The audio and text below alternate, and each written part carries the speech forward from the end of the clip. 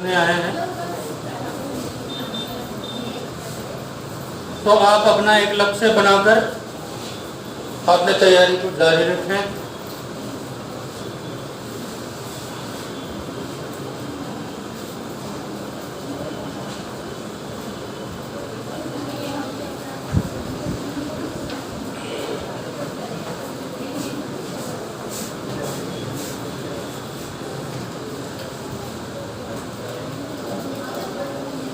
कुछ लाइनें सुनाएं आपको, रट के लाया हूँ मैं, थोड़ी सी दिक्कत हो सकती है कि भूल गया हूँ, है ना, रास्ते में ठोकर लगी थी।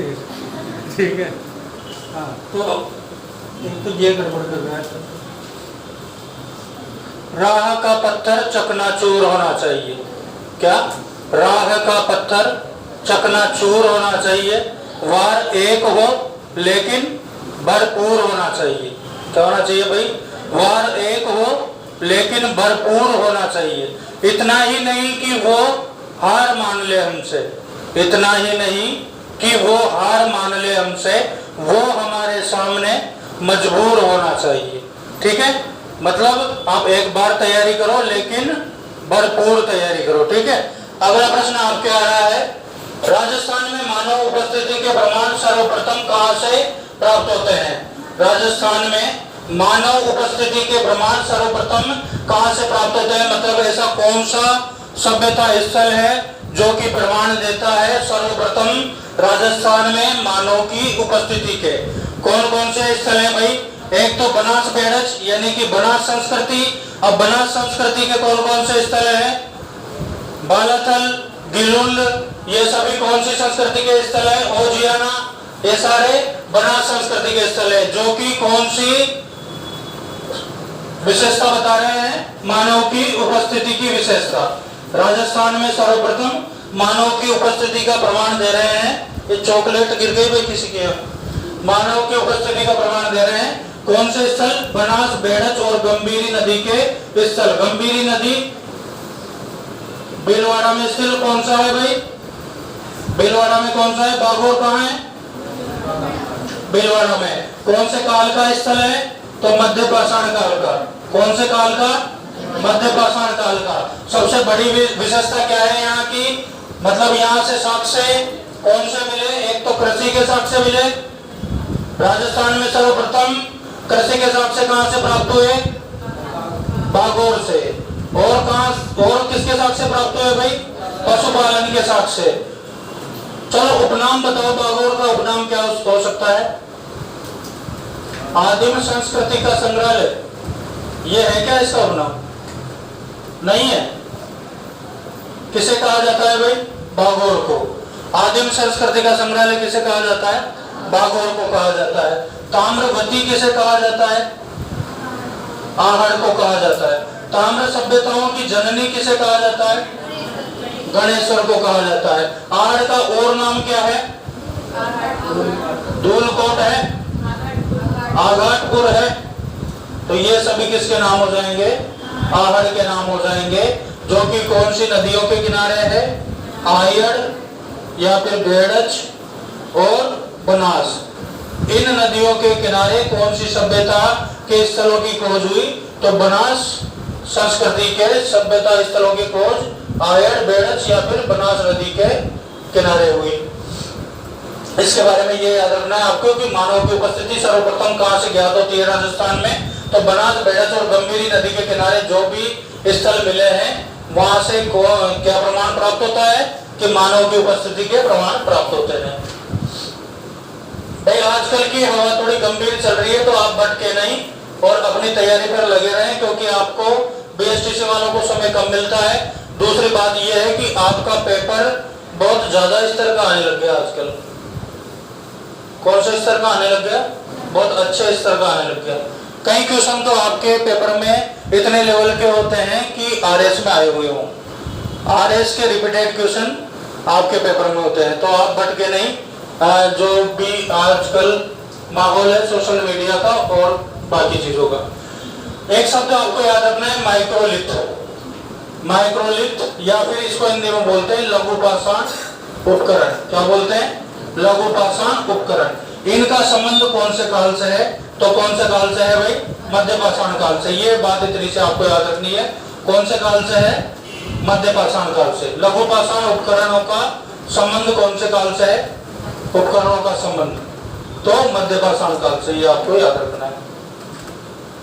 थोड़ा सा इन सभ्यताओं के बारे में खोज करता हूं, को देख लो पहले आप, आगे क्वेश्चन कंटिन्यू करेंगे हम। इसमें पहले बने हुए हैं। चलो, राजस्थान के इतिहास की जानकारी के स्रोत, इनका टॉपिक हो सकता है।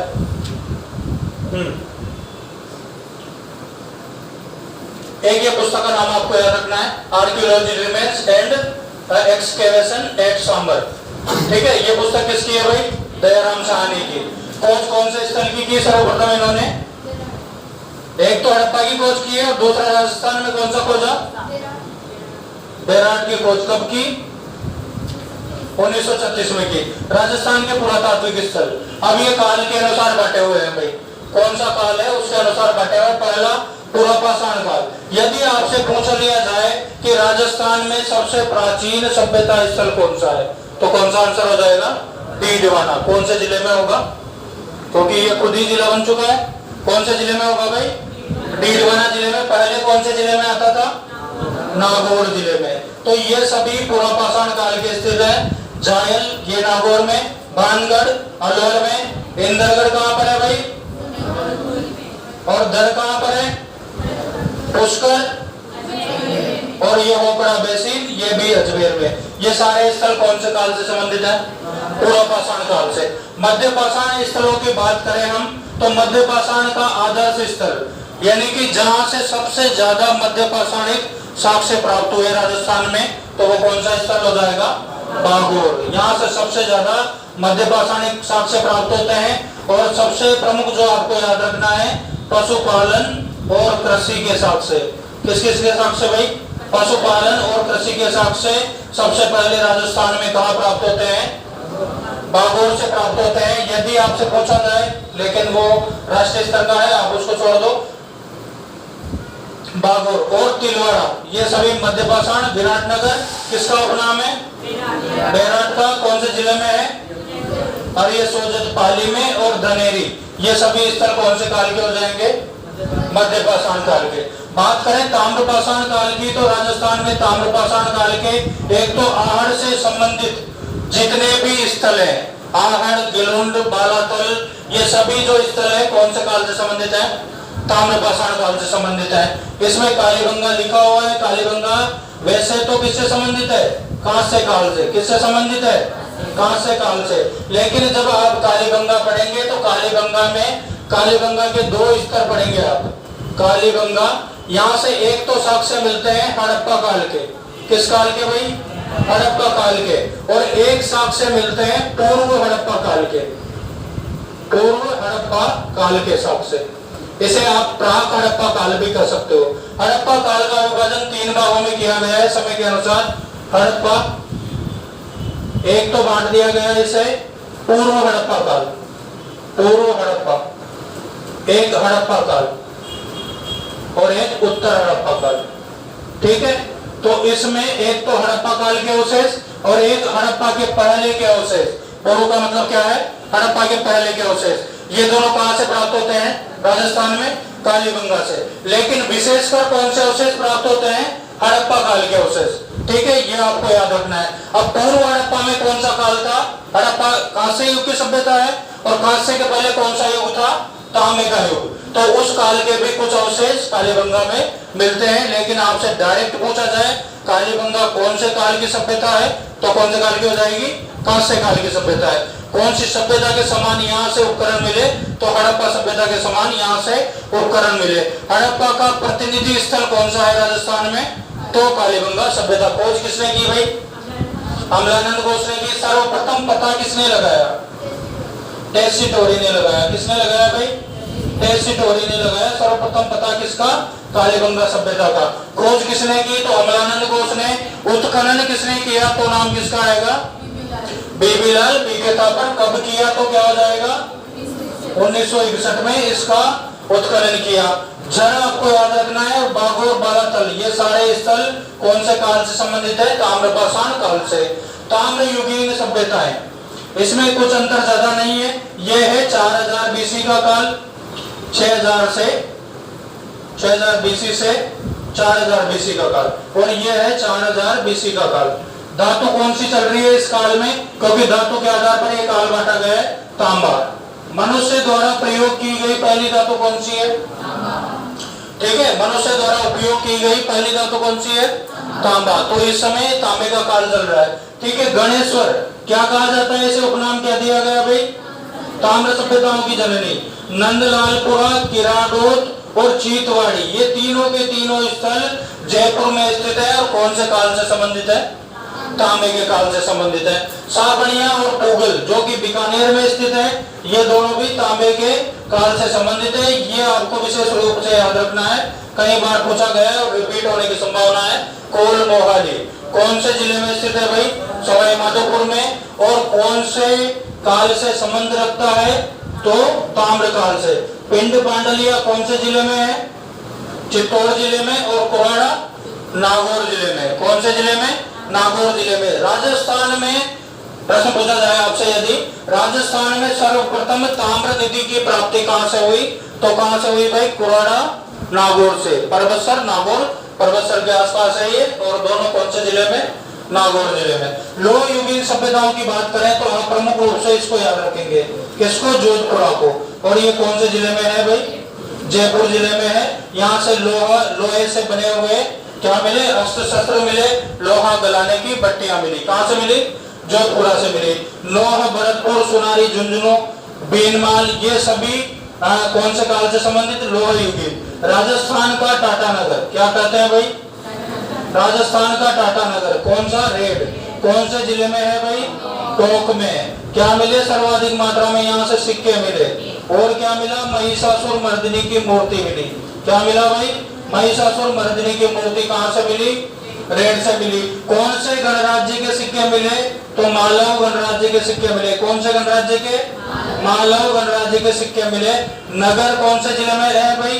टोंक जिले में। और नगरी चित्तौड़ में है। नगर कौन से जिले में?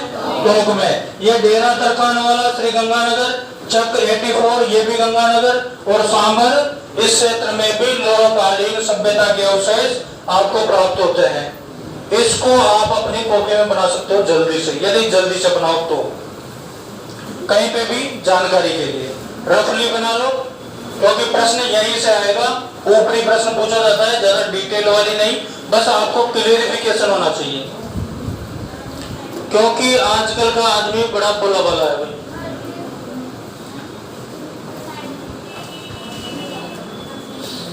जल्दी से बना लो, टाइम मत लगाना, क्योंकि अपने को आगे क्वेश्चन करने हैं बहुत सारे। रफली बना लो भाई, रफली, कोई दिक्कत नहीं, फिर बाद में कर लेना जो भी हो। देख लेना, अब इससे ज्यादा तो साइड उपलब्धि नहीं है हमारे पास।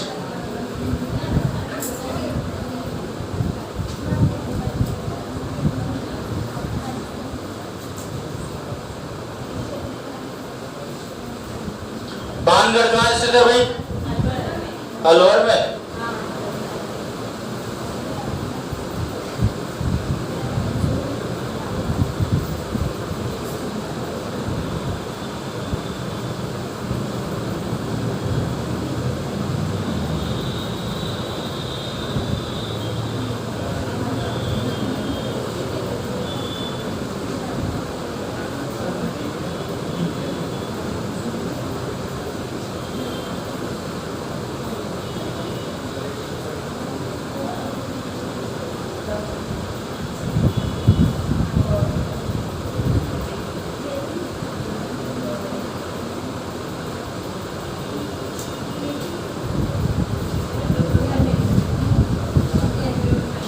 जल्दी से सूट दो, लिख दो भाई फटाफट।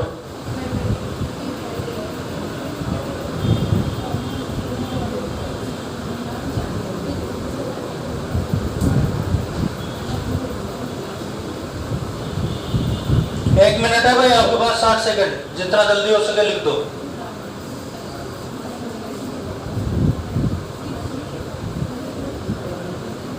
दस हो गए, चलो जल्दी लिखो।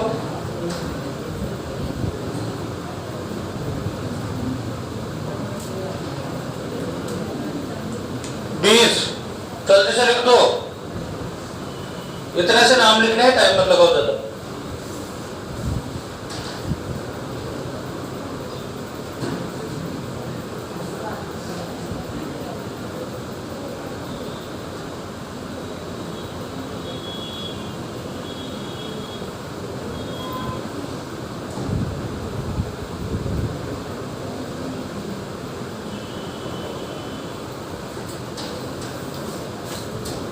लिख दिया?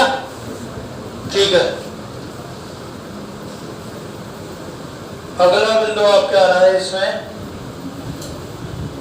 ये खोज करताओं के नाम और स्थलों के नाम। पहला नाम आपने पढ़ा ही है, सी हैकट। कौन से स्थल की खोज की? इंद्रगढ़ की खोज की। दूसरा नाम हम देख रहे हैं यहाँ पर कार्लवाइल। इनके विषय में क्या देखा हमने कि राजस्थान में सर्वप्रथम पुरातात्विक कार्यों का प्रारंभ किसने किया भाई? किसने किया? सीएल कार्लाइल ने किया। राजस्थान में सर्वप्रथम पुरातात्विक कार्यों का प्रारंभ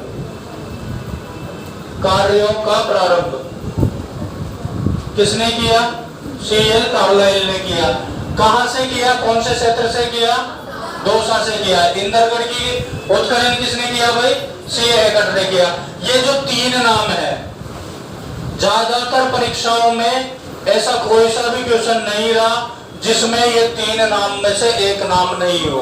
यदि सभ्यताओं का प्रश्न आ रहा है तो इन तीनों नामों में से एक नाम आपको अवश्य मिलेगा उस पेपर में। सेटन कार मिले, कार्लाइल मिले, या सीए हैकट मिले, या फिर चौथा नाम कैप्टन बर्ट। क्या नाम है भाई? Captain Burt. ये किससे संबंधित है? भाभरू के लेख से। किससे संबंधित है भाई? भाभरू लेख से। भाभरू लेख की खोज कब की? इन्होंने 1837 में खोज की। कहां से की? बेराट से की। कहां से की भाई? बेराट से की। भाभरू अभिलेख है। किसका अभिलेख है? अशोक का अभिलेख है। तो किस बात का प्रमाण हो गया कि बेराट का संबंध मौर्य काल से था? अशोक कौन से वंश का राजा था? मौर्य काल का राजा था, या मौर्य वंश का राजा था।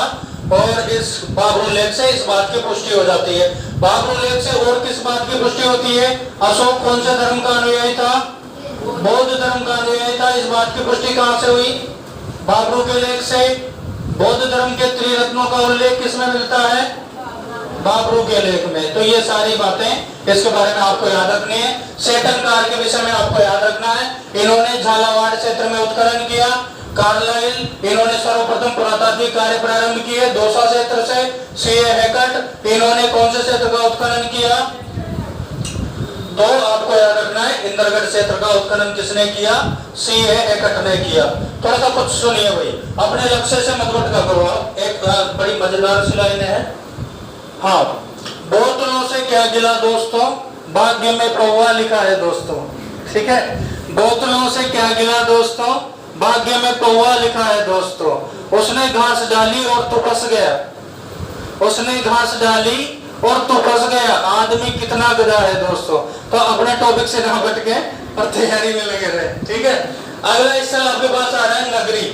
ठीक है, नगरी का उत्खनन किसने किया? तो सर्वप्रथम में नाम आ जाएगा भाई, सर्वेक्षक कौन है? सर्वेक्षक का मतलब यहाँ जाके उसकी जानकारी प्राप्त करना।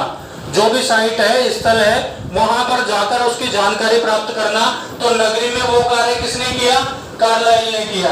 और उत्खनन यानी कि वहां पर खुदाई करना, वहां से जो वस्तुएं प्राप्त होती है उनके आधार पर उनके काल का पता लगाना, उनका संबंध कौन सी सभ्यता से है, कौन से काल से है, इन चीजों का पता लगाना। तो ये सब किसने किया? नगरी के बारे में डॉक्टर भंडारकर ने किया, डी.आर. भंडारकर इनका पूरा नाम है। तो नगरी में ये इन्होंने किया। नगरी कौन से जिले में है भाई? चित्तौड़ जिले में है। अगला स्थल आपके पास आ रहा है कुवाड़ा। कुवाड़ा कौन से जिले में? नागौर जिले में। यहाँ से क्या प्राप्त हुआ भाई? ताम्र निधि प्राप्त हुई। यहाँ से तांबे के काल का ये स्थल है। और इसकी मतलब यहाँ पर उत्खनन कार्य किसके द्वारा हुए? तो राजस्थान पुरातत्व विभाग के द्वारा यहाँ पर उत्खनन कार्य हुए। कौन सी जगह पर? कुवाड़ा में। अगला आपके पास आ रहा है बेराट, विराटनगर। कौन सी नदी के किनारे है? ये प्रश्न भी कहीं पूछा जा सकता है भाई। बाणगंगा। बाणगंगा नदी का उद्गम कहाँ से होता है? खमनोर। बाणगंगा का होता है। ठीक है, जयपुर से निकलती है, ठीक है, कहाँ तक जाती है?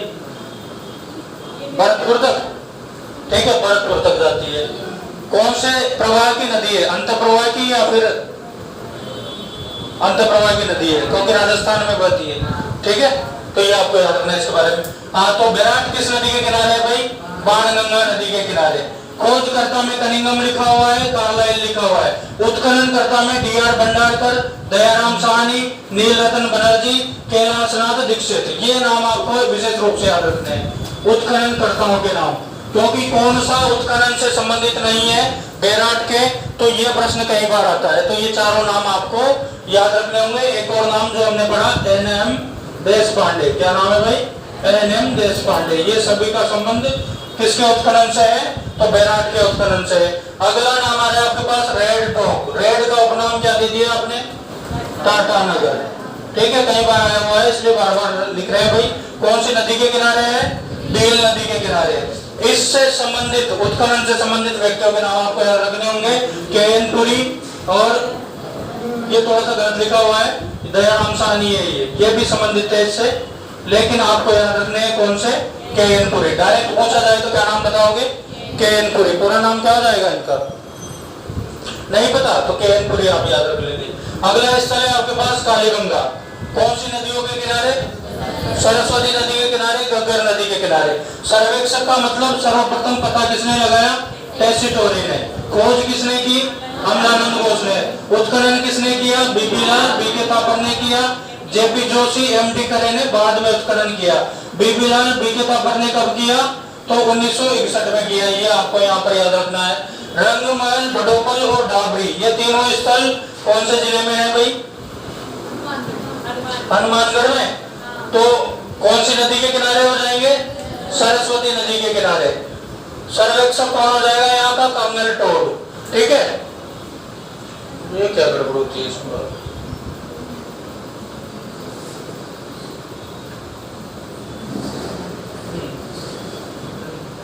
रंगमहल का उत्खनन किसने करवाया? अन्ना रेड ने। किसने करवाया भाई? अन्ना रेड ने। ये वाला आपको याद रखना है, अन्ना रेड ने। और एलिस्टाइन ने यहाँ पर कार्य किया। कौन सी किताब लिखी थी इन्होंने? Lost Saraswati river. पीछे का नाम याद रखना है किताब का, क्योंकि आगे का बहुत बड़ा नाम है, ठीक है। तो लॉस्ट सरस्वती रिवर, इन्होंने भी यहाँ पर कार्य किया। टेसिटोरी ने भी इस क्षेत्र में कार्य किया। लेकिन आपसे पूछा जाए कि रंगमहल का उत्खनन किसने किया? तो अन्ना रेड ने किया। किसने किया भाई? अन्ना रेड ने।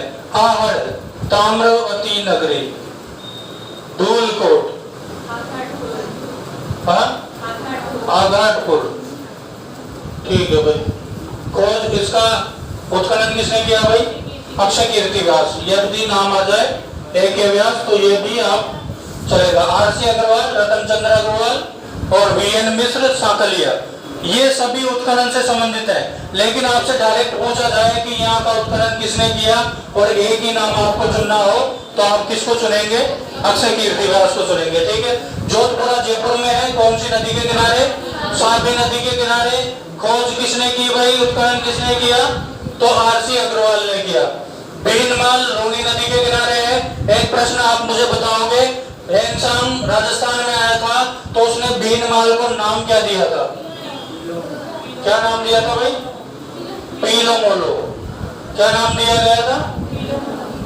ऐसा कुछ नाम, पीलो मोलो, ठीक है। और क्या जानते हो इसके बारे में? ये प्रतिहारों की राजधानी रही है क्या? प्रतिहारों की राजधानी रही है।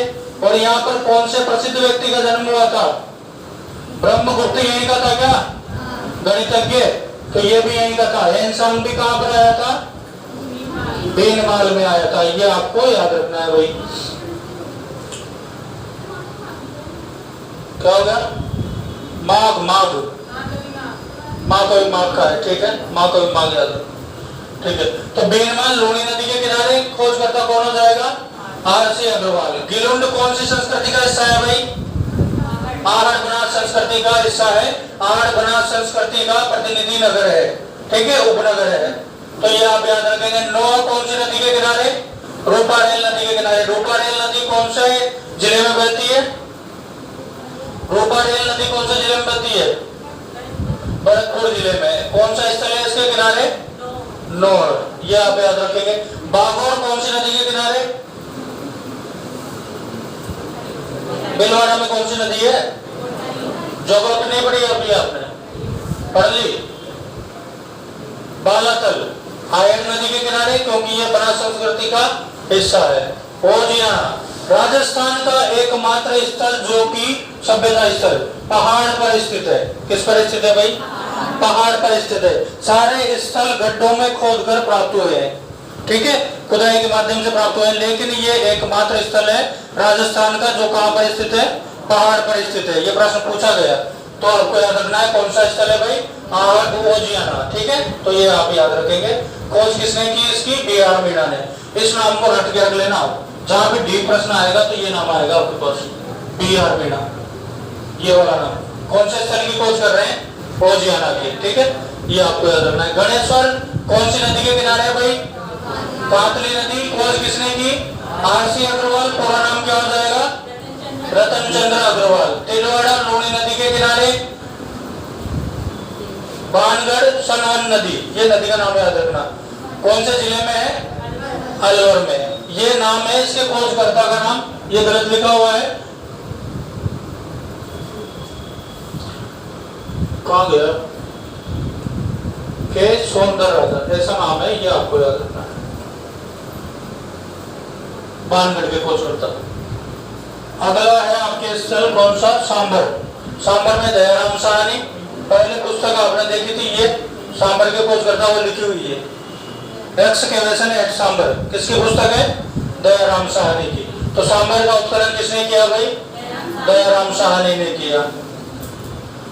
ये स्थल का नाम आप याद रख लेना, लाचुरा, और ये जो नाम वापस से आ रहा है बी.आर. मीणा, इसको आप याद रख लेना।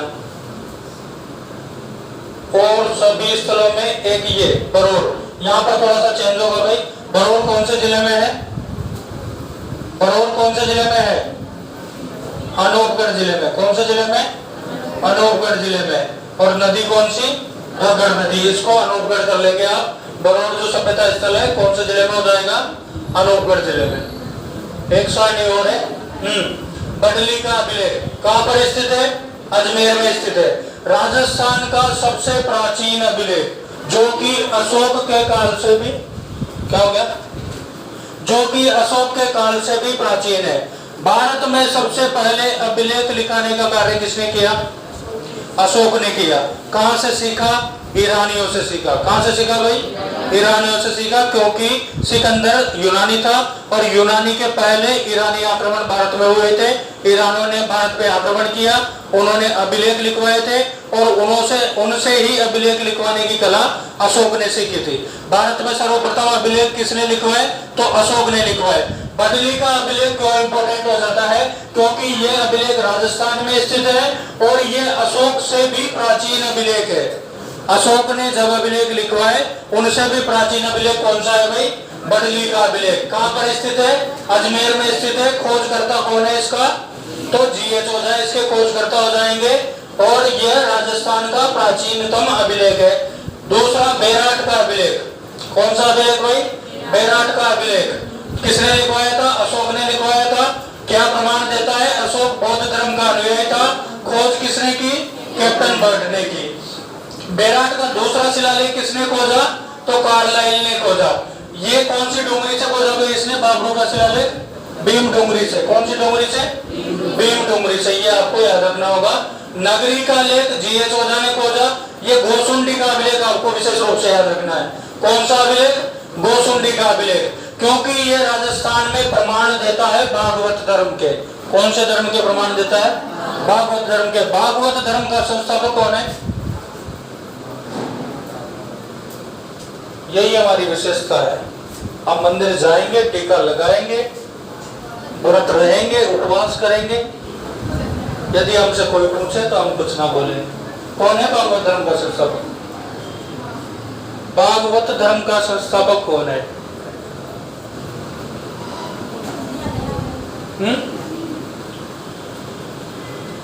ब्राह्मण कौन है? पहले तो बताओ। शर्मा है कोई? सारे ही मना कर दिए पंडितों ने सर। चलो, भागवत धर्म के संस्थापक है वासुदेव श्री कृष्ण। कौन है भाई? वासुदेव किसका उपनाम है? श्री कृष्ण का। किसका उपनाम है भाई? श्री कृष्ण का उपनाम वासुदेव। संकर्षण किसका उपनाम है? बलराम का। किसका उपनाम है भाई? बलराम का। तो इन दोनों की जानकारी, ठीक है, इन दोनों के पूजा ग्रह कहाँ से प्राप्त होते हैं? ये आपके गोसुंडी से। गोसुंडी कहाँ पर है भाई? कौन से जिले में? चित्तौड़ जिले में। कौन से जिले में है? चित्तौड़ जिले में, ठीक है। और सर्वतात द्वारा, राजा है ये सर्वतात यहाँ का, इसके द्वारा किया हुआ अश्वमेध यज्ञ, इसका प्रमाण कौन सा अभिलेख दे रहा है? गोसुंडी अभिलेख। अभी अश्वमेध यज्ञ कौन से धर्म में होता है? भागवत धर्म में। ये राजा की शक्ति का प्रतीक होता है। किसका प्रतीक होता है भाई? राजा की शक्ति का प्रतीक। क्या किया जाता है इसमें? घोड़ा छोड़ दिया जाता है। जहां जहां भी घोड़ा जाता है वो साम्राज्य किसके अधिकार में आ जाएगा? राजा के अधिकार में। यदि साम्राज्य राजी नहीं है राजा के अधिकार में तो उसको क्या करना पड़ेगा? युद्ध करना पड़ेगा। राजस्थान का अंतिम अश्वमेध यज्ञ किसने करवाया? ये सबसे इंपॉर्टेंट प्रश्न है, कई बार आया है। किसने करवाया? सवाई जयसिंह ने। किसने करवाया भाई? सवाई जयसिंह जयपुर के राजा हैं। कौन से वंश के? कछुआ वंश के, ठीक है। उन्होंने अंतिम अश्वमेध यज्ञ करवाया। लास्ट अश्वमेध यज्ञ जिसकी जानकारी है वो किसने करवाया? सवाई जयसिंह ने, ठीक है। अश्वमेध यज्ञ की जानकारी राजस्थान में कौन से अभिलेख से प्राप्त होती है? तो कौन सा अभिलेख हो जाएगा? गोसुंडी का अभिलेख। अगला अभिलेख है आपके पास ब्रह्मण माता का अभिलेख। ये गौर वंश ओलिकर वंश का उल्लेख देता है। ये दोनों वंश आपके मालवा एमपी से संबंधित है। उनका उल्लेख कौन सा अभिलेख दे रहा है? ब्रह्मण माता का अभिलेख। बसंतगढ़ शिलालेख कौन से जिले में है? बसंतगढ़ कौन से जिले में है भाई? सिरोही में। तो आप याद रखें इसको। बसंतगढ़ शिलालेख 625 ईस्वी का है। क्या जानकारी मिल रही है इससे? राजा वर्मलात की जानकारी मिल रही है। कौन से राजा की जानकारी मिल रही है भाई? राजा वर्मलात की। और सबसे इंपॉर्टेंट है कि सामंत प्रथा की जानकारी ये अभिलेख देता है। किसकी जानकारी देता है? सामंत प्रथा। सामंत प्रथा क्या होती है? राजा अपने सामंत नियुक्त करता है, यानी कि अपने जो नीचे के स्तर के अधिकारी जो कि किसी स्थान विशेष का प्रशासन संभालेंगे, स्थान विशेष पर शासन के प्रतिनिधि होंगे। किसके प्रतिनिधि होंगे? राजा के प्रतिनिधि। उस स्थान विशेष पर वो शासन करेंगे, वो क्या कहलाएंगे? सामंत। इस प्रथा का उल्लेख कहाँ पर मिलता है भाई? बसंतगढ़ शिलालेख में। अपराजित का शिलालेख, ये आपको इसका सन याद रखना है, मात्र कुछ ही विशेष याद नहीं रखना है इसमें। मानमोरी का शिलालेख, इसको आपको विशेष रूप से याद रखना है। मानमोरी का अभिलेख कौन से राजा का अभिलेख है भाई? राजा मानमोरी का। कौन से राजा का? राजा मानमोरी का। कौन से वंश का राजा था? मौर्य वंश का राजा। शासन क्षेत्र क्या था, मतलब कहाँ पर इनका शासन था? चित्तौड़ पर। कहाँ पर था भाई? चित्तौड़ पर इनका शासन था। तो ये राजा मानमोरी का लेख कहाँ से मिलता है?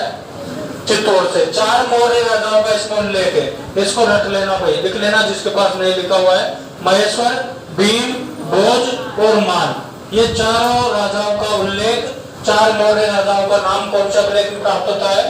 मानमोरी के अभिलेख में। ये एक विशेष बात है। कर्नल जेम्स टोड इसको लेके इंग्लैंड जा रहे थे, जहाज में वजन बढ़ गया तो इन्होंने इसे समुद्र में फेंक दिया था। कौन से अभिलेख को समुद्र में फेंक दिया भाई? मानमोरी के अभिलेख को किसने फेंक दिया? कर्नल जेम्स टोड ने समुद्र में फेंक दिया। ये आपको याद रखना है। अगला आपके पास आ रहा है कणसवा लेख। कहां पर स्थित है कणसवा? ये कंसुआ है भाई, कणसवा लिखा हुआ है यहाँ पर। हाँ मेरा कंसुआ, ये तो सुना होगा आपने नाम। कौन से जिले में? कोटा जिले में। तो ये कंसुआ लेख है। इसमें कौन से राजा का नाम मिलता है? राजा धवल। ये 1 नंबर दिला देगा आपको। डायरेक्ट कई बार प्रश्न पूछा जा चुका है कि कंसुआ लेख में कौन से राजा का उल्लेख मिलता है, या फिर राजा धवल का उल्लेख कौन से अभिलेख में है? तो कंसुआ लेख में। मंडोर का शिलालेख, मंडोर प्रशस्ति भी इसे बोला जाता है। इसका लेखक कौन था भाई? बाउक। ये गलत लिखा हुआ है, आगे बकरी वाला आएगा भाई। क्या आएगा? बकरी वाला। ये इस प्रकार का आएगा। कौन से वंश का है ये बाउक? गुर्जर प्रतिहार वंश का। कौन से वंश का? गुर्जर प्रतिहार वंश का। गुर्जर प्रतिहार वंश की प्रारंभिक राजधानी क्या थी भाई? प्रारंभिक राजधानी, यदि आपसे पूछा जाए कि गुर्जर प्रतिहार वंश की स्थापना सर्वप्रथम राजस्थान में कहां पर हुई, तो मंडोर में हुई। मंडोर के बाद इनकी राजधानी कौन सी बनी? तो मेड़ता बनी। कौन सी बनी भाई? इसके बाद कौन सी बनी? बीनमाल इनकी राजधानी बनी। और अंत में इसकी राजधानी क्या रहती है इस वंश की? कन्नौज। कहाँ पर रहती है राजधानी अंत में? कन्नौज इनकी राजधानी रहती है। ये जो मेड़ता है इसका संस्थापक कौन था? नागभट्ट प्रथम। मेड़ता को राजधानी किसने बनाया था भाई? नागभट्ट फर्स्ट ने। कन्नौज को राजधानी किसने बनाया था? तो नागभट्ट द्वितीय ने। किसने बनाया था भाई? नागभट्ट सेकंड ने राजधानी बनाया था। इस वंश के जो गुर्जर प्रतिहार वंश के राजा हैं अपने आप को किसका वंशज मानते हैं भाई? किसका वंशज मानते हैं? लक्ष्मण के वंशज मानते हैं। किसका वंशज मानते हैं?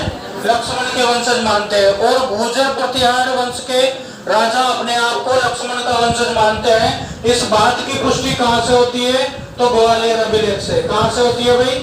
ग्वालियर अभिलेख से। ये संबंध है, ग्वालियर अभिलेख का संबंध है गुर्जर प्रतिहार वंश से, जो कि पुष्टि करता है कि गुर्जर प्रतिहार वंश के राजा अपने आप को लक्ष्मण के वंशज मानते थे।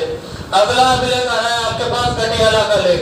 इसका लेखक उत्कीर्णक, मतलब उत्कीर्णक कौन है? जिसने, उत्कीर्णक का मतलब क्या होता है? उभारना, ठीक है, या उकेरना। ये शब्द सुने होंगे आपने, छेनी हथौड़ी के मतलब मुझसे पत्थर पर शब्दों को उकेरना। तो वो कार्य किसने किया? कृष्णेश्वर ने। यह अभिलेख लिखा किसने था? तो मग ने। कौन सा अभिलेख?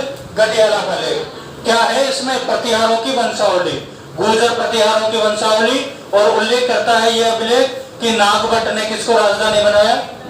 मेड़ता को राजधानी बनाया। नागभट्ट फर्स्ट वाला है ये, ठीक है। नागभट्ट फर्स्ट ने कौन सी राजधानी बनाई? मेड़ता को राजधानी बनाया। अगला नाथ प्रशस्ति, इसका लेखक कौन है? आम्रतवी इसके लेखक हैं। बिजोलिया लेख किस बात की पुष्टि करता है? इसमें विशेष रूप से ये याद रखना है आपको, ये वाला अनुदान को क्या कहा जाता है। अभी वर्तमान में भी ये नाम प्रचलित है। आपके गांव में जो भी मंदिर की पूजा करता होगा उसके खेत को क्या कहा जाता है? डोली। ब्राह्मण को अनुदान में दी गई भूमि क्या कहलाती है भाई? डोली। और इस बात का उल्लेख कौन सा अभिलेख करता है? बिजोलिया का अभिलेख। कौन सा अभिलेख करता है भाई?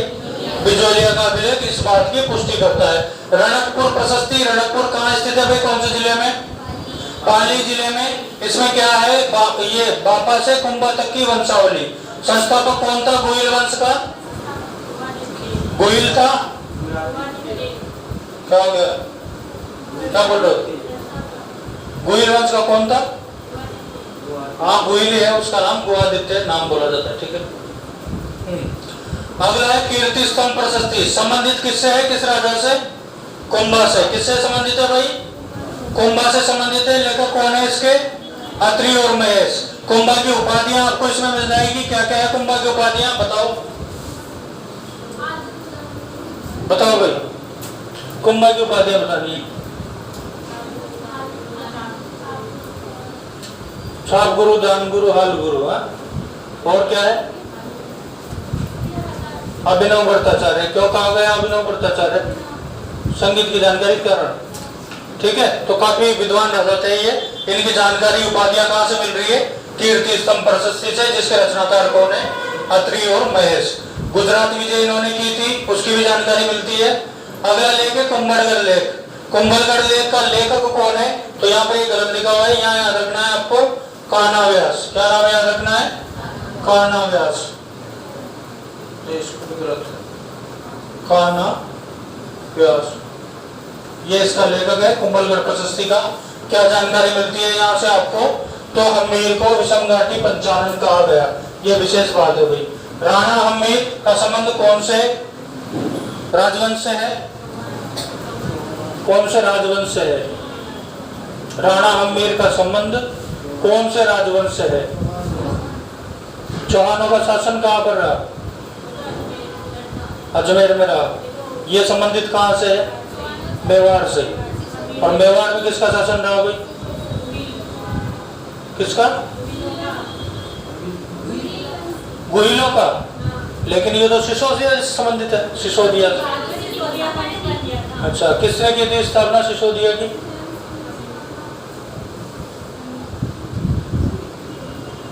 ये हम्मीर ने की थी, ठीक है। ठीक है, तो हम्मीर को विषम घाटी पंचानन, ये उपाधि है हम्मीर की एक, ठीक है। इस बात का उल्लेख कहाँ मिलता है? कहाँ मिलता है भाई? कुंभलगढ़ अभिलेख में। चलो बताओ, हम्मीर का संबंध कौन से वंश से है? अब मैंने राणामीर नहीं बोला, पहले मैंने राणामीर बोला था। जिसके भी आगे राणा महाराणा लगेगा वो सब कहाँ के? मेवाड़ के। ठीक है, राणा और महाराणा कहाँ पर लगेगा? मेवाड़ में। मैंने सिर्फ नाम लिखा है हम्मीर।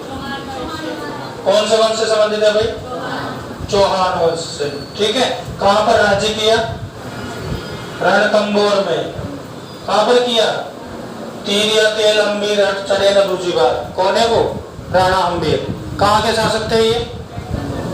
रणथंभौर के शासक थे। ये आपको याद रखना है। इनके बारे में कौन सी कहावत प्रचलित है भाई? तीर या तेल हम्मीर हट चढ़े न दूसरी बार। ठीक है, राजस्थान में पहली बार जौहर हुआ था, इनके राजा ने किया था। कब किया था? 1301 में। किसने आक्रमण किया था? अलाउद्दीन खिलजी ने किया था आक्रमण। तो यहाँ पर जौहर हुआ था। हम्मीर ने किसको शरण दी थी? अलाउद्दीन के भागे हुए सैनिकों को या फिर उसके भागे हुए जो भी अधिकारी थे उनको शरण दी थी। इस कारण से हम्मीर पर आक्रमण कर दिया। किसने? अलाउद्दीन खिलजी ने। इस युद्ध में कौन मारा गया था भाई? एक सेनापति मारा गया था अलाउद्दीन का, नाम बताओ। नुसरत खां। कौन मारा गया था? नुसरत खां। उलुग खां, नुसरत खां साथ में थे। मारा कौन गया था? नुसरत खां। कई बार ये प्रश्न पूछा जा चुका है। ठीक है, तो ये आपको याद रखना है। राय सिंह प्रशस्ति की यदि बात करें तो राय सिंह कहाँ के राजा थे भाई? महाराजा राय सिंह कहाँ के राजा थे? बीकानेर के राजा थे। अकबर के दरबारी रहे, अकबर के समर्थक रहे। इनकी प्रशस्ति में रचनाकार कौन हो जाएगा? जेता। और क्या मिलता है इस प्रशस्ति से? बीकानेर शासकों की वंशावली। यदि आपसे पूछा जाए कि ये प्रशस्ति लगी हुई कहाँ पे है तो बीकानेर के किले का नाम बताओ। जूनागढ़ के मुख्य द्वार पर यह प्रशस्ति लगी हुई है। जूनागढ़ में गणेश जी का कौन सा मंदिर है? शेर पर सवार गणेश जी कौन से किले में है? रंभ गणेश कौन से किले में है? रंभ। खड़े गणेश कहाँ है? और वो रणथंभौर वाले कौन से हैं? त्रिनेत्र। और है रंभ गणेश कहाँ पर? बीकानेर जूनागढ़ में। जो कि किस पे बैठे हुए हैं? शेर पर। तो ये भी आप विशेष रूप से याद रखेंगे। जगन्नाथ राय प्रशस्ति सांगा की वंशावली, मतलब सांगा तक की वंशावली यहाँ से मिलती है। जगत सिंह ने मंदिर बनवाया था और ये प्रशस्ति लगवाए। त्रिमुखी बावड़ी को आपको याद रखना है क्योंकि इस बावड़ी का प्रश्न दूसरे नाम से पूछा जाता है। इस बावड़ी का नाम दिया जाता है कहाँ गई? जया बावड़ी। क्या नाम दिया जाता है भाई? जया बावड़ी। तो त्रिमुखी बावड़ी का ही नाम क्या है?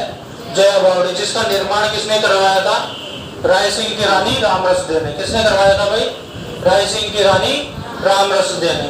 विश्व की सबसे बड़ी प्रशस्ति कौन सी है या विश्व का सबसे बड़ा अभिलेख कौन सा है? राज प्रशस्ति। किसने लिखवाया था? लिखवाया किसने था? प्रश्न को पूरा सुने, आंसर बाद में दें। यही तो गलती करते हो आप। आपके आधे नंबर तो ये खाता है पेपर में, नहीं इसको तो पढ़ना ही नहीं। ठीक है, तो पेपर में जब भी जाओ सबसे पहले इस पे गोला लगाओ। ठीक है, तो प्रश्न गलत नहीं होगा। किसने लिखवाया था भाई? राज सिंह ने लिखवाया था। लिखा किसने था? रणछोड़ भट्ट ने। कहाँ पर लिखी हुई है? राजसमुद्र यानी कि राजसमंद जो झील है उसके किनारे लिखी हुई है। और उल्लेख किसका है? मुगल मेवाड़ संधि का। मुगल मेवाड़ संधि किस किस के मध्य हुई थी भाई? 1615 में। कौन था राजा? अमर सिंह। महाराणा प्रताप के बेटे का नाम क्या है? सामने मुगल राजा कौन था? जहांगीर। इनके मध्य कौन सी संधि हुई? मुगल मेवाड़ संधि। ठीक है, तो ये आपको याद रखना है। इस बात का उल्लेख कहां पर मिलता है? कहां पर मिलता है भाई इस बात का उल्लेख? राज प्रशस्ति में इस बात का उल्लेख मिलता है। अगला फारसी भाषा के लेख। ऐसे अभिलेख जो कि फारसी भाषा में लिखे हुए हैं। ठीक है, राजस्थान में या फिर भारत में जब 1191 के बाद कब हुआ था तराइन का युद्ध? जब मोहम्मद गोरी ने पृथ्वीराज चौहान को हराया। कब हुए थे भाई युद्ध? 1191 में हुआ था जिसमें पृथ्वीराज चौहान जीते। अगला युद्ध 92 में हुआ जिसमें पृथ्वीराज चौहान हार गए। यहाँ से व्यापक परिवर्तन होता है भारतीय राजनीतिक और सामाजिक स्थिति में। मुस्लिम सत्ता भारत पर स्थापित होती है। किसके नेतृत्व में? मोहम्मद गोरी के नेतृत्व में। और उसके बाद में भारत की सामाजिक स्थिति में परिवर्तन आता है, भाषाओं में परिवर्तन आता है, धर्म में परिवर्तन आता है। तो राजस्थान में भी वो परिवर्तन रहे, क्योंकि उस समय दिल्ली का जो मजबूत एक तरह से दावेदार कह लो आप, तो कौन थे? राजस्थान के राजपूत राजा। कौन थे भाई? राजस्थान के राजपूत राजा। क्योंकि दिल्ली ही इस समय इस हार का कारण भी रही, क्योंकि पृथ्वीराज चौहान तृतीय इस तरफ थे, जयचंद था एक, उसने मदद नहीं की क्योंकि वो भी दिल्ली पर अधिकार करना चाहता था। यदि जयचंद पृथ्वीराज चौहान की मदद करते तो पृथ्वीराज चौहान काशी युद्ध में नहीं हारते। तो मजबूत दावेदार कौन था भाई उस समय? पृथ्वीराज चौहान या फिर राजस्थान के राजपूत राजा। अधिकार किसका हो गया? मोहम्मद गौरी का। दिल्ली सल्तनत की स्थापना होती है, राजस्थान में भी इन्हीं का प्रभाव रहता है, और उसी प्रभाव के तहत राजस्थान में फारसी भाषा के कुछ अभिलेख लिखवाए गए, जिनके बारे में आपसे प्रश्न पूछे जाते हैं। तो जो भी इंपॉर्टेंट है 4-5 नाम आप यहाँ पर देखेंगे। अजमेर का लेख, 2.5 दिन के झोपड़े के सामने लिखा हुआ है भाई। 2.5 दिन का झोपड़ा किसने बनवाया था? किसने बनवाया था 2.5 दिन का झोपड़ा?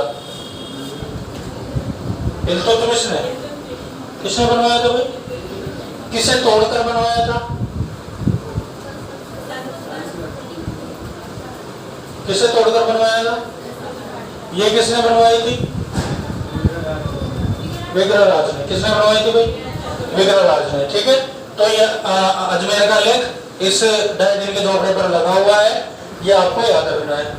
पुष्कर के जहांगीर महल का लेख, ये जहांगीर ने 1615 में लिखवाया। जो हमने पढ़ा कि मुगल मेवाड़ संधि का प्रमाण कौन सा अभिलेख दे रहा है भाई? राजसिंह प्रशस्ति। और वही प्रमाण कौन सा फारसी भाषा का अभिलेख देखा?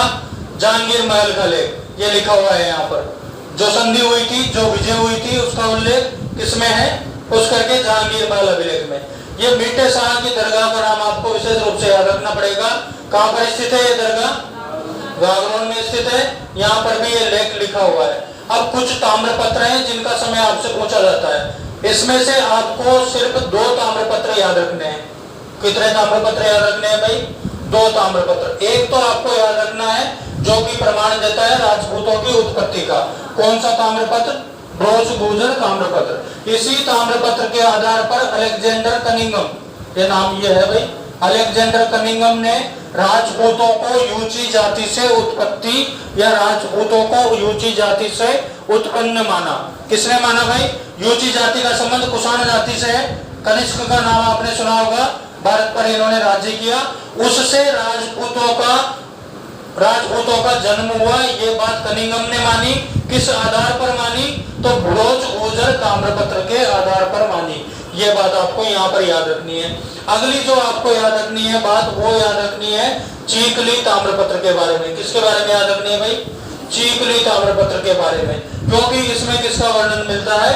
जो भी इस समय किसानों से लाख बाग वसूली जाती थी, उसका वर्णन मिलता है। लाख का मतलब क्या होता है भाई? लाख का मतलब क्या होता है? और बाग का मतलब क्या होता है? हाँ? देखो, जो राजस्व कर वसूले जाते थे, ये तो मूल रूप से वसूले ही जाते थे उस समय, लेकिन राजस्व के अलावा अतिरिक्त जो कर लिए जाते थे, क्या लिए जाते थे भाई? अतिरिक्त कर, उन्हें क्या कहा जाता था? लाग। बाग किसे कहा जाता था? तो बेगार को। और बेगार किसका मतलब है भाई? बेगार का मतलब क्या है? बिना मजदूरी दिए मेहनत करवाना, बिना मजदूरी दिए काम करवाना। जैसे गांव में कोई पटेल जी हुए, 2 व्यक्तियों को बोल दिया कि भाई जा बेल ढूंढ के ला, ठीक है, तो बिना मेहनताना दिए वो दोनों व्यक्ति चले गए और उनसे अपना काम करवा लिया, तो उसे क्या कहेंगे? बेगार। ठीक है, तो लाग बाग का वर्णन किस ताम्रपत्र में मिलता है? चीकली ताम्रपत्र में। ये बात आपको दोनों के विषय में याद रखनी है। 2 ताम्रपत्र आपको यहाँ से याद रखने हैं और कुछ याद नहीं रखना है इसमें। एक ये पुस्तक का नाम आपको याद रखना है, the currencies of the Hindu state of Rajputana, Rajputana Hindu राज्य की मुद्राएं। किसने लिखी है पुस्तक? कर्नल वेब ने। किसने लिखी भाई? वेब ने पुस्तक लिखी। कौन सी पुस्तक है? राजपूताना राज्य की मुद्राएं, हिंदू राज्य जो कि राजपूताना है उसकी मुद्राएं। इस शीर्षक से पुस्तक किसने लिखी? कर्नल वेब ने लिखी। इंग्लिश में ये नाम है इसका, इंग्लिश में ही लिखी थी, पर हमें याद हिंदी में रहेगा तो हम हिंदी में याद रख लेंगे। ठीक है, इतना ट्रांसलेट तो आप कर ही सकते हो। अभी कुछ सिक्कों के नाम है जो कई बार पूछे जाते हैं। मेवाड़ के सिक्के, मेवाड़ के सिक्कों में आपको विशेष रूप से ये नाम याद रखना है। कौन सा? एक तो एलसी सिक्का, जो कि मेवाड़ में किसने चलाया था भाई? मुगल राजाओं ने चलाया था। किसने चलाया था? मुगल राजाओं ने चलाया था। कौन सा सिक्का? एलसी सिक्का। कौन सा भाई? एलसी सिक्का मुगल राजाओं ने कहां पर चलाया? मेवाड़ में चलाया। कुछ राजाओं के नाम पर सिक्के होंगे, तो राजा का नाम जिस वंश से संबंधित है, यदि आपको लग रहा है कि ये उस वंश से संबंधित राजा है और इसके नाम पर सिक्का चला, जैसे कि स्वरूप शाही लिखा हुआ है, तो स्वरूप सिंह कहाँ का राजा था भाई? मेवाड़ का राजा था। क्या विशेष कार्य किया था इसने? कौन सी प्रथा पर रोक लगाई थी?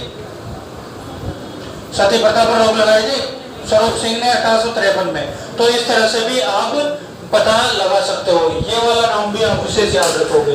कौन सा? 11 संधा। ये कहाँ पर प्रचलित था? तो मेवाड़ में प्रचलित सिक्के थे ये। जोधपुर में इस नाम को आप विशेष रूप से याद रखोगे। विजयशाही, भीमशाही ये राजाओं के नाम पर है। गजशाही, गज सिंह भी यहाँ राजा रहा, विजय सिंह भी यहाँ पर राजा रहा।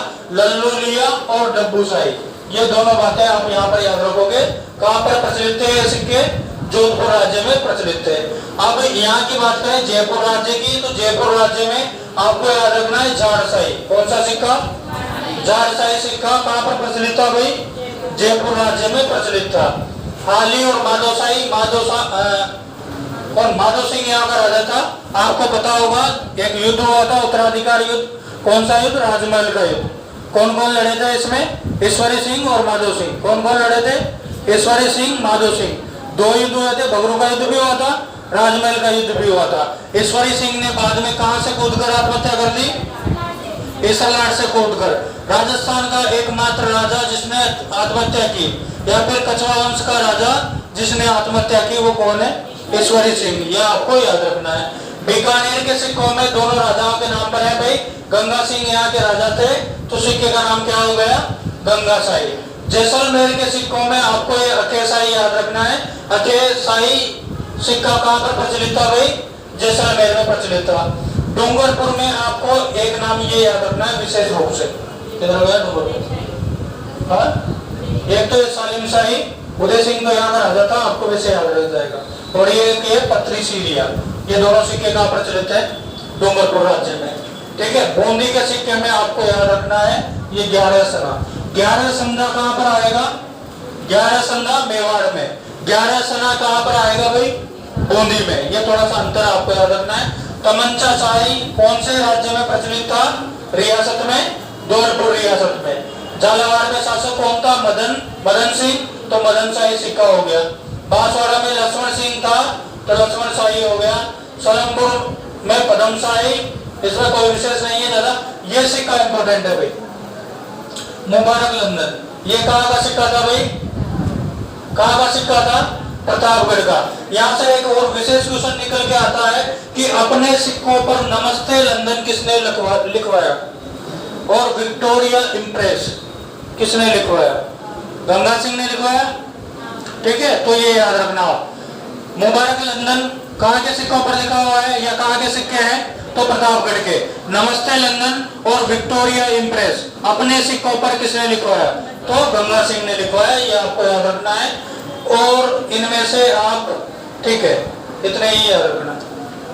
आपकी परीक्षा में प्रश्न इनसे हो जाएगा, और भी बहुत सारे। एक प्रश्न राशियों का मिलान पर आधारित हर एक परीक्षा में पूछा जाता है। उनमें ये जैसे कि प्रतिराज राशि दे देगा एक तो, और वो क्वेश्चन पूरा ही नहीं होगा जब तक उसमें ये खुमान राशि नहीं लिखा हुआ है। तो गलत लिखे हुए है क्या? ये पूरा नाम है इसका खुमान राशि। ये एक तो ये नाम खुमान राशि, जिसकी रचना किसने की? दलपत विजय ने। एक है छत्रपति राशि, काशी छंगानी। क्या है ये नाम? काशी छंगानी। ये वाला 4 याद कर लो, जिसमें आपका प्रश्न हो जाएगा। छत्रसाल राशि किसने लिखा भाई? डोंगर सिंह ने। इनमें से 3 या 4 आप याद कर लोगे। बिसल देव राशि किसने लिखा? नरपति नाल ने। इनमें से आपका प्रश्न हो जाएगा। ये सभी क्या है? राजस्थान इतिहास की जानकारी के स्रोत। एक ये विजयपाल रासो याद रख लेंगे आप, किसने लिखा था? नल्ल सिंह ने। ये सगत रासो है भाई, सगत रासो, जो कि शक्ति सिंह है, महाराणा प्रताप का छोटा भाई, जो कि रुष्ट हो जाता है पहले और सामने विरोधी पक्ष में जाके मिल जाता है, बाद में आके वापस महाराणा प्रताप से मिलता है। उस घटना का वर्णन है सगतरासों में, जिसकी रचना किसने की? गिरधर आसिया ने। आपका समय पूरा हो चुका है, दूसरी क्लास लगेगी, बाकी चीजें हम देख लेंगे जब भी समय मिले।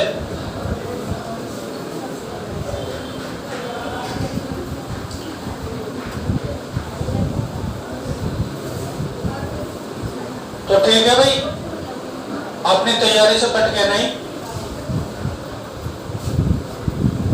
और गधे ना कहलाए, ठीक है।